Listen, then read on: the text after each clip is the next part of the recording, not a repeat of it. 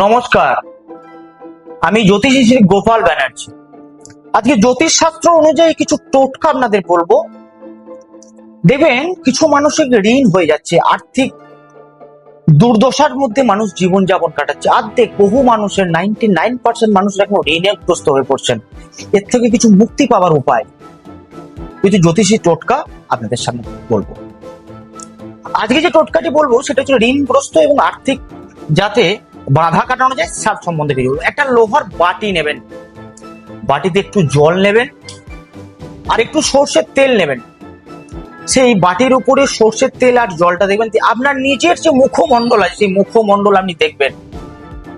আপনার যে মনস্কামনা আছে, আপনি যার কাছে টাকা পাবেন বা ঋণগ্রস্ত হয়ে পড়েছেন, তাতে যে কোম্পানি হোক, কোনো জায়গায় কিছু টাকা ধার নিয়েছেন তাতেই হোক, নানা বাধার সম্মুখীন হচ্ছেন, বলবেন আপনার মনোকষ্ট, দুঃখ, যন্ত্রণার কথা বলবেন।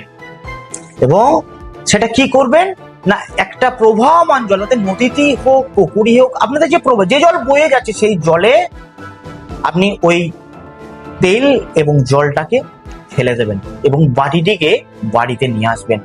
পরপর 5টা শনিবার আপনারা এটা করবেন। আশা করি মা তারার অসীম করুণায় বহু মানুষ উপকার পেয়েছে, আপনিও করবেন, আপনিও উপকার পাবেন। নমস্কার।